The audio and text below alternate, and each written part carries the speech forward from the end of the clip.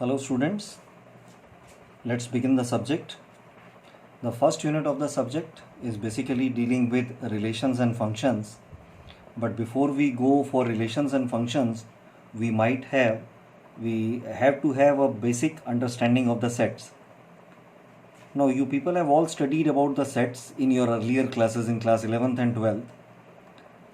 In this lecture and maybe the next lecture, we will have a short recap of what are sets and what are the various operations that can be performed on the sets.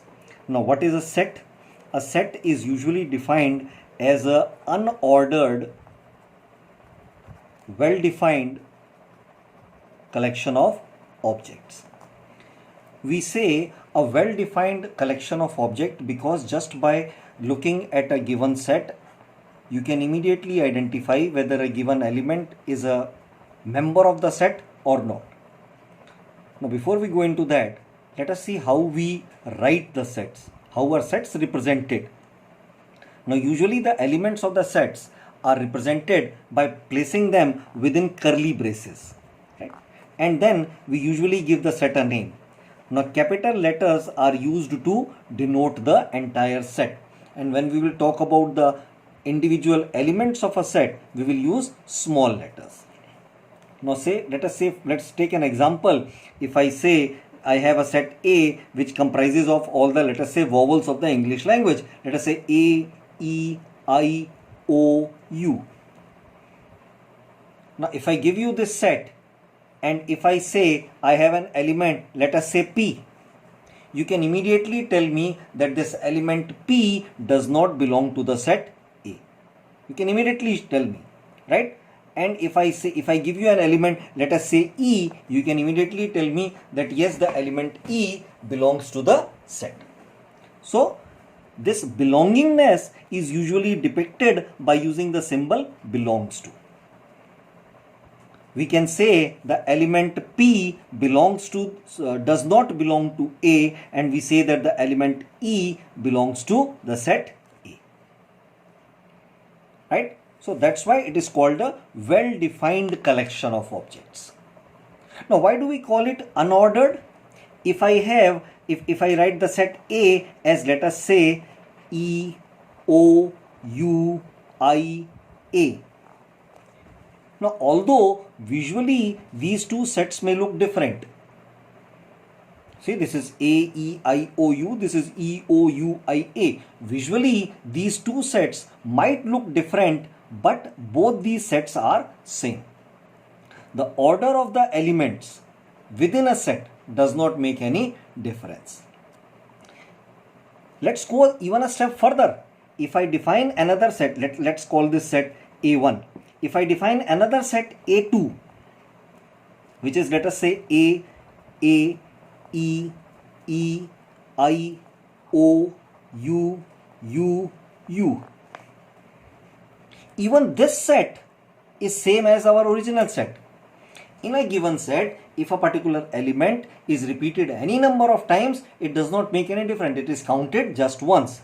There is a special case, there is a special category of sets where this becomes important. That is called a multi-set, but that we'll talk about when we specify multi-sets. If I say set, I mean a simple set, and in case of a simple set, the repetition or the order of the elements does not matter. Now, a set is usually denoted or represented in two ways. So, there are two types of representations. One is called the tabular method. Tabular method, where we take the elements of the set and we list the elements of the set within curly brackets, separating them by commas. These examples that I have shown you, they are all examples of tabular method. Now, tabular method can be employed only when there are a limited number of elements of the set. Say, for example, number of vowels in the English language, number of people which are there in, let us say, my family, number of students which are there in the class. Although number of students which are there in the class is not a small number, but still, if I want, I can represent that set using a tabular method. If I'm willing to write down 60-70 names on the piece of paper, I can use it to represent it as a tabular set. The second way of representation is called the rule method or the set builder method.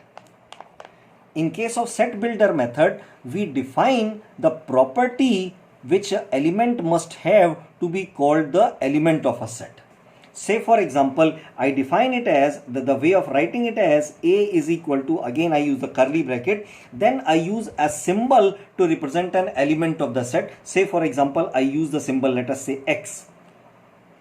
See, what it means is A is the set of the elements X. Now I use colon.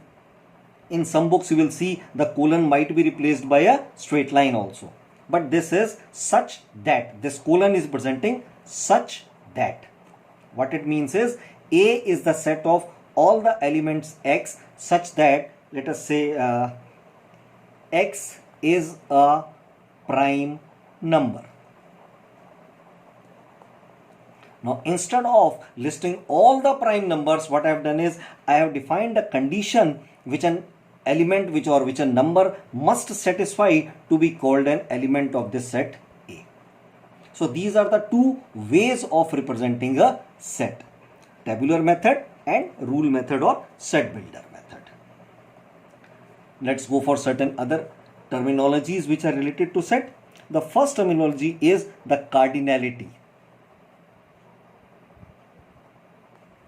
The cardinality of a set means the number of elements in a set.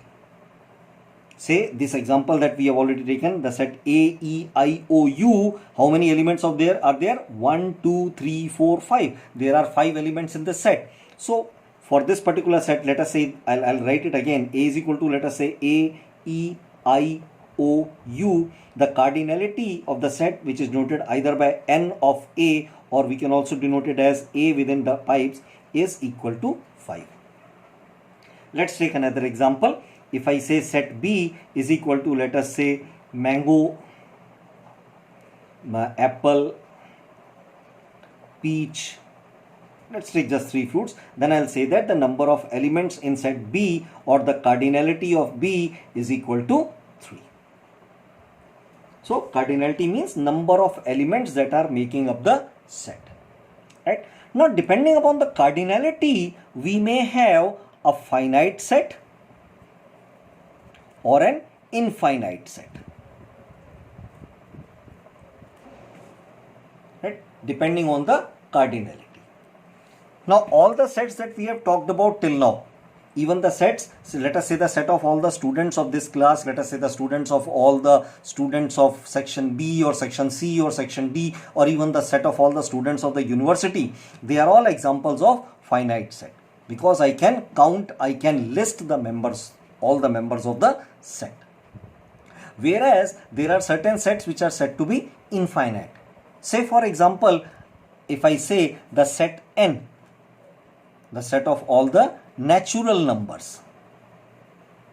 If I say the set Z, the set of all the integers. If I talk about the set R, the set of all the real numbers. If I say the set C, the set of all the complex numbers. If I say the set Q, the set of all the rational numbers. These are certain standard mathematical sets. Now these are all examples of infinite sets. You cannot count how many integers are there. You cannot count how many real numbers are there. You cannot count how many complex numbers are there. You cannot count how many rational numbers are there. So we have finite sets and we have infinite sets. Now once again, depending upon the cardinality of the set, we have two other sets. One is called the null set or the empty set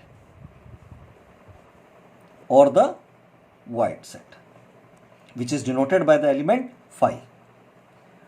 This is the set where the cardinality is equal to 0, which does not contain any element. Say for example, if I define the set, let us say X as the set of all even primes greater than 10. Now this is a set that is not going to have any element in it. So this is an example of the null set. Now, one thing you should keep in mind, the null set is represented by a single phi. The phi is not enclosed in curly braces. This is a very important point. Why? Because phi means a null set. Whereas if you enclose this within curly braces, this is no longer a null set. This is a set with a single element,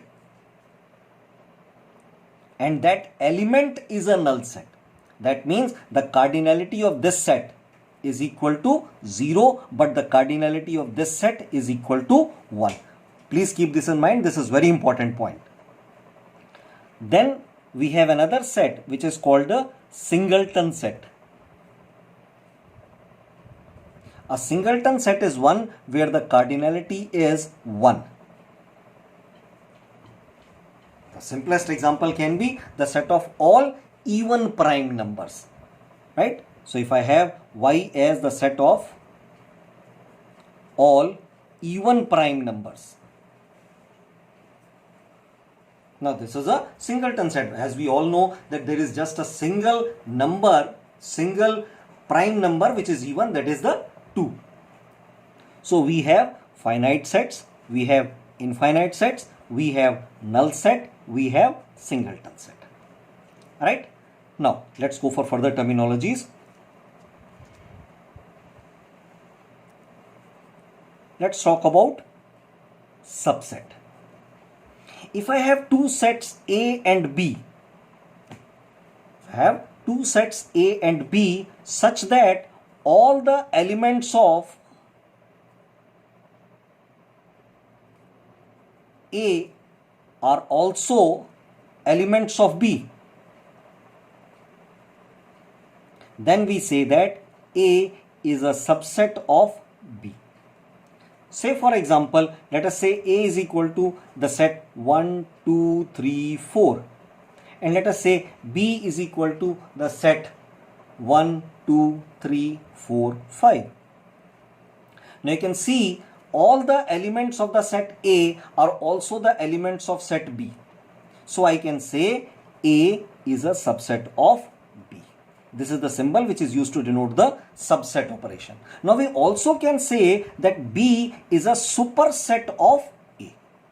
If A is a subset of B, we can say that B is a superset of A. Now, once again, let's take an example. Let us say if A is equal to 1, 2, 3, 4, and let's say B is another set. Let us say 1, 2, 3, 4, 5. Let us take another set C, which is, let us say 4, 3, 2, 1. Right? And let's take one more set. D is equal to, let us say 1, 2, 4, 5, 6.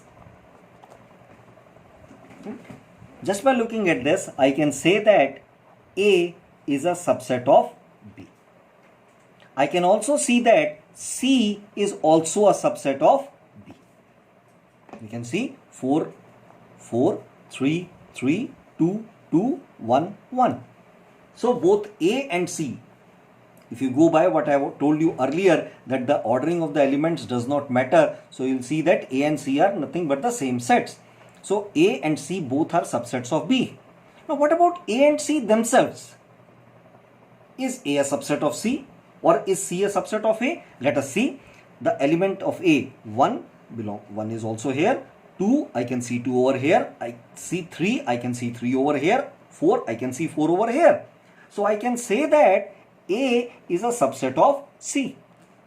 But A and C are both the same sets. So we come to the conclusion that every set is a subset of itself. Every set is its own subset. Another important point is the null set is a subset of every set.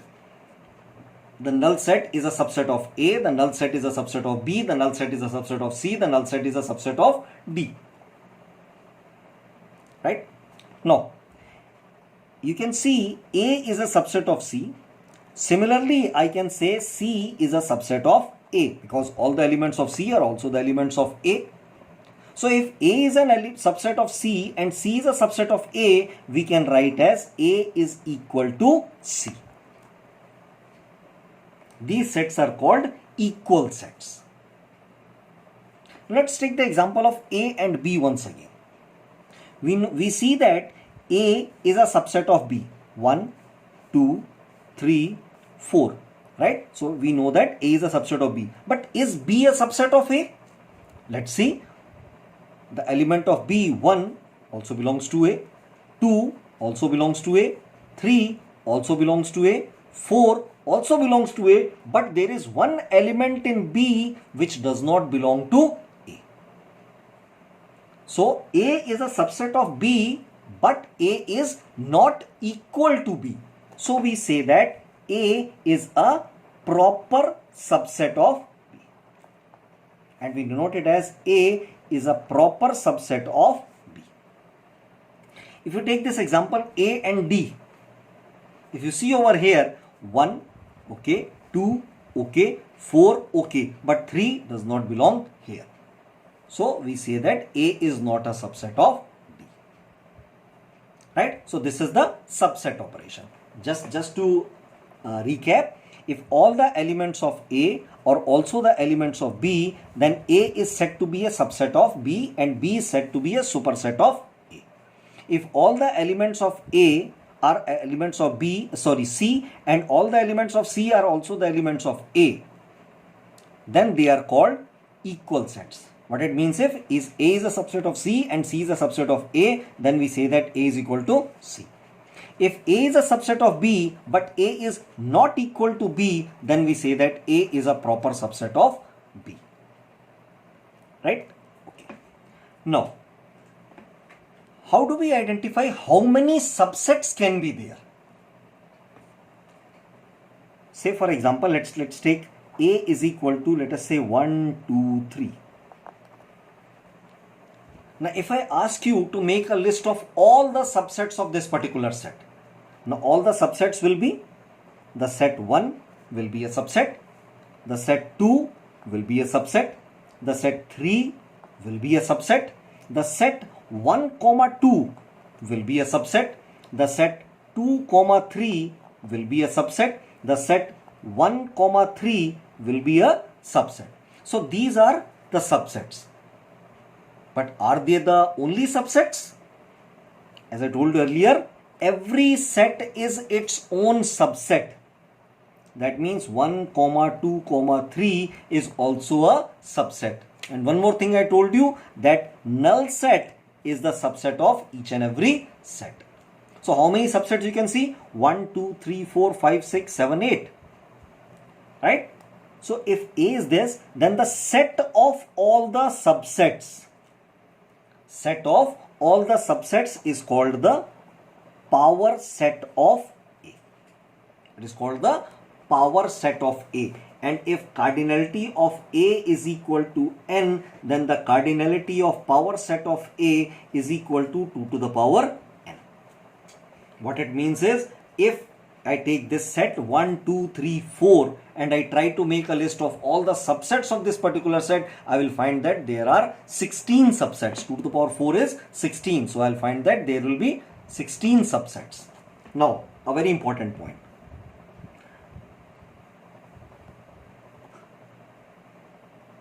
What will be the power set of this set? See, I told you earlier, this is not a null set. If I ask you the power set of 5, you can say that the power set of 5 does not exist. Why? Because this does not contain any element. Or you can say the power set of 5 will be equal to 5. Why? Because the cardinality of this is 0 and the power set will have a cardinality of 2 to the power 0, that is equal to 1. But what about this? What is the cardinality of this set? Let us say this is set B. Then what is the cardinality of this set? The cardinality of this set is equal to 1. Why? Because this is not the empty set. This is a set which has a single member, and that member is the empty set. Right? So the cardinality of B is equal to 1. So it means that its power set will have 2 elements in it. Now the power set of B will be 5, which is the empty set, and the set, original set which is there. So there are two elements in the power set of this particular set. Now, the last but not the least is the universal set. Now, universal set is usually defined as a set which has all the elements of all the sets. But there is a twist in the definition. We say a universal set which is usually denoted by the letter capital U contains all the elements of the sets, but there lies a element of context over here. What it means is, if I talk about, let us say if I am talking about these sets, set 1, 2, 3, set 1, 2, 3, 4, 1, 2, 3, 4, 5, 1, 2, 3, 4, 5, 6, then I can say the set of all the integers can work as the universal set for all these sets. But if I am talking about, let us say, the set of all the vowels, the set of the alphabets A, B, C, D, E, F, G, if I am talking about these sets. Now, for these particular sets, this set or the set of integers or the set of real numbers cannot act as a universal set. So, universal set has to be context sensitive. Say, for example, if I talk about the set of all the students of section A, if I talk about set of all the students of section B, if I talk about set of all the students of section C. Now for these sets, the set of all the students of the university can work as the universal set. But for these sets, the set of all the integers cannot work as a universal set. So the universal set contains all the elements of the set, but it has to be contextually right. Right? So this was about the different types of sets. In the next lecture, we will talk about the various operations on the set. Right? If there are any queries, you can post them as comments to this particular video, or we can discuss them in the next discussion class, or you can post your queries on the WhatsApp group that we have for the various sections. Thank you.